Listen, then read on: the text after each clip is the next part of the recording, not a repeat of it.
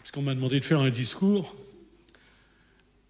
je vous signale tout de suite, mesdames et messieurs, que je vais parler pour ne rien dire.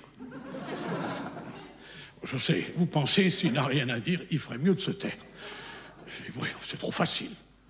C'est trop facile. Vous voudriez que je fasse comme tous ceux qui n'ont rien à dire et qui le gardent pour eux? Eh bien non, mesdames et messieurs, moi, quand je n'ai rien à dire, je veux qu'on le sache. Je veux en faire profiter les autres, et si vous-même, mesdames et messieurs, vous n'avez rien à dire, eh bien, on en parle. On en discute, je ne suis pas ennemi du colloque. Mais me direz-vous, si nous parlons pour ne rien dire, de quoi allons-nous parler? Eh bien, de rien. Et de rien, car rien, c'est pas rien. La preuve, ben, c'est qu'on peut le soustraire. Rien moins rien égale moins que rien. Alors, si on peut trouver moins que rien, c'est que rien vaut déjà quelque chose. On peut acheter quelque chose avec rien, en le multipliant. Bon, une fois rien, c'est rien. Bon, 2 fois rien, c'est pas beaucoup, d'accord. Mais 3 fois rien. Pour 3 fois rien, on peut déjà acheter quelque chose. Et pour pas cher.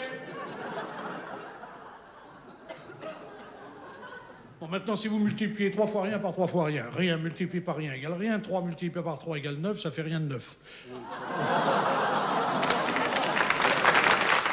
Bon, allez.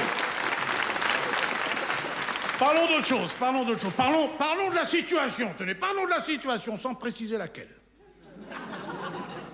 Si vous le permettez, je vais faire brièvement l'historique de la situation, quelle qu'elle soit. Il y a quelques mois, souvenez-vous, la situation, pour n'être pas pire que celle d'aujourd'hui, n'en était pas meilleure non plus. Déjà, nous allions vers la catastrophe et nous le savions. Nous en étions conscients, car il ne faudrait pas croire que les responsables d'hier étaient plus ignorants de la situation que ne le sont ceux d'aujourd'hui. D'ailleurs, ce sont les mêmes. Oui, la catastrophe, nous le pensions, était pour demain. C'est-à-dire qu'en fait, elle devrait être pour aujourd'hui, d'ailleurs. Si mes calculs sont justes. Or, que voyons-nous aujourd'hui? Qu'elle est toujours pour demain. Alors je vous pose la question, mesdames et messieurs, est-ce en remettant toujours au lendemain la catastrophe que nous pourrions faire le jour même que nous l'éviterons? D'ailleurs, je vous signale entre parenthèses que si le gouvernement actuel n'est pas capable d'assumer la catastrophe, il est possible que l'opposition s'en empare.